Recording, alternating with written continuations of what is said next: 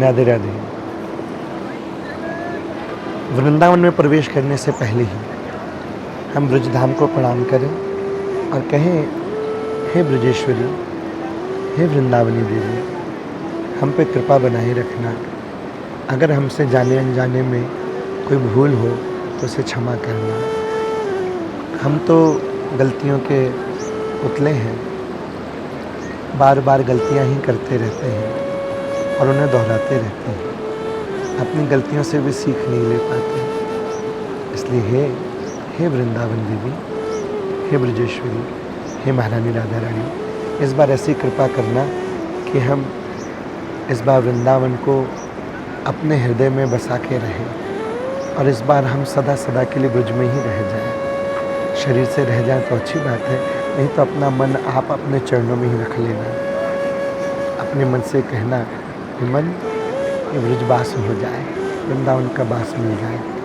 मेरो मन रख लो चरणन में, मन रख लो अपने चरणन में और तन रख लो श्री वृंदावन में। ऐसी बात बन जाए। पहले ही क्षमा मांग लिया। जब पहुँचे तो नित्य इधर उधर की चर्चा करनी ही नहीं है। इस बार पहले से ही समझ लें कि इन 7 दिन आने वाले इन नाम जप में हमें इधर उधर का विचार लाना ही नहीं है। हमें सिर्फ अगर विचार या कोई सोच रखना है तो उसको एक डायरेक्शन देके रखनी है, एक दिशा देके रखनी है। वो है सिर्फ प्रिया प्रीतम की भक्ति, उनका प्रेम, उनकी लीलाएं, उनके गुणों में डूबना, उनकी स्मृति सदा बने रहना। जो संतों ने हमें आशीर्वाद दिया, जो गुरुजन हमें उपदेश दें, जो हमें बात बताएं, वो हम हृदयंगम कर सकें, अपने दिल में उतार सकें और सदा सदा उसको पक्का कर सकें।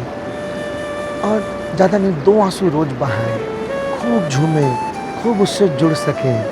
कोई और हमें ना दिखाई दे, ना सुनाई दे कि आजू बाजू में कौन है, कौन आ रहा है, कौन जा रहा है, क्या हो रहा है, क्या नहीं हो रहा। कुछ और हमें ध्यान ना हो। सिर्फ ध्यान हो तो हमें सिर्फ ब्रजधाम याद हो, हमारे प्रिया प्रीतम हमें ध्यान हो, हमारे गुरुजन हमें ध्यान हो, उनके बताए हुए हमें लीलाएं, उन ठाकुर जी के रूप, लीला, गुण, धाम, जन जो हैं, यही सारी चीज़ें हमें याद रहें। इस प्रिपरेशन के साथ अपनी कमियां जो हमें पता है, जो जिन दोषों की वजह से हम हमेशा सदा पीछे हो जाते हैं, आप जब गौर करेंगे आपको पता चलेगा आपकी कमी क्या है।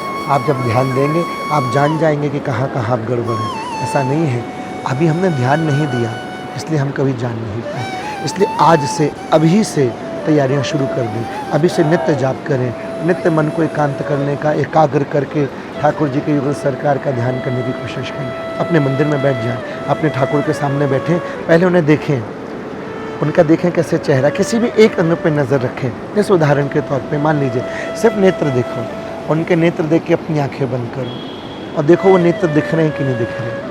फिर आंखें खोलो, फिर उनके नेत्रों को देखो, फिर आंखें बंद करो, फिर देखो, फिर आंखें खोलो, फिर बंद करो, फिर खोलो, फिर बंद करो। बार बार बार बार जब तक वो आंखें बंद करने से पूरा एकदम अच्छे से उनके नेत्र ना दिखने लगे तब तक बार बार रोज करो।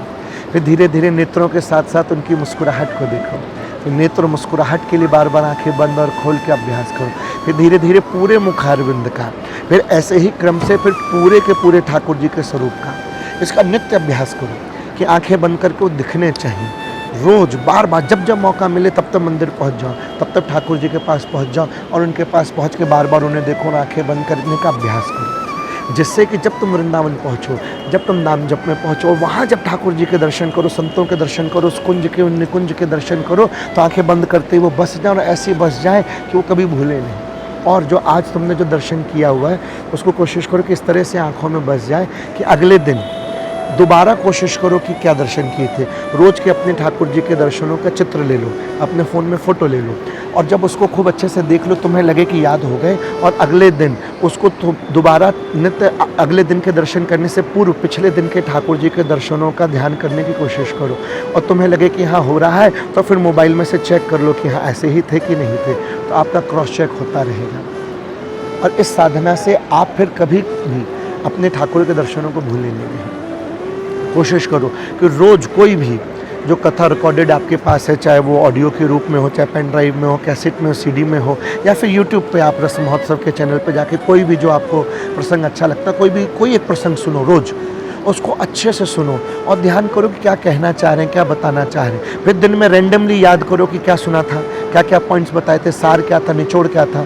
फिर उसको क्रॉस चेक करो, दोबारा उसको सुनो, फिर उससे मिलाओ कि हाँ ये था कि नहीं। फिर रात में सोने से पहले उसको रैंडमली याद करो कि क्या सुना था, क्या सुबह की कथा में हमने आज का प्रसंग सुना था। फिर नहीं समझ में आया तो फिर उसको क्रॉस चेक करो कि हाँ यही था कि नहीं। सेम अगले दिन पिछले दिन सुने हुए रिकॉर्डिंग को ध्यान से रैंडमली चेक करो कि याद है कि नहीं, फिर मिला लो। फिर अगले दिन एक नए प्रसंग को सुनो। इसी तरह से रूप ध्यान और श्रवण ये आपके अभ्यास से पक्के हो जाएंगे। ये हमारी थोड़ी थोड़ी प्रिपरेशन हुई। इसी तरह की प्रिपरेशन करते हुए जब आप नाम पहुँचेंगे नाम जप में, तो एक अलग ही स्वरूप आपका होगा। नित्य गुरुजनों से अपने आशीर्वाद लेते रहो।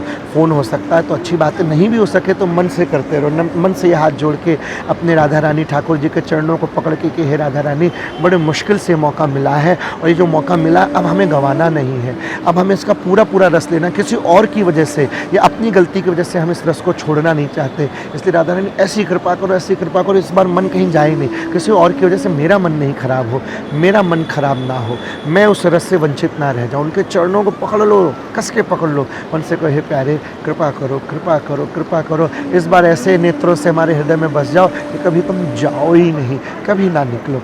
बार बार प्रार्थना करो। नित्य निरंतर अपने गुरुजनों से, प्रिया प्रीतम से प्रार्थना करते रहो और अपनी गलतियों पर गौर करो। लिस्ट बना लो आपकी क्या क्या कमी, क्या क्या चीज़ों की आपकी कमजोरी, किन्हें आप बेहतर कर पाते, किन्हें बेहतर नहीं कर पाते। जब आप कर लेंगे और उन पे काम करना शुरू करेंगे तो आप एक बेहतर आप बन के वृंदावन पहुँचेंगे। और वृंदावन पहुँच के जब बेहतर स्वरूप आपका होगा, एक बेहतर पात्र आपका होगा, तो उसमें वो रस टिक सकेगा, स्थिर रह सकेगा।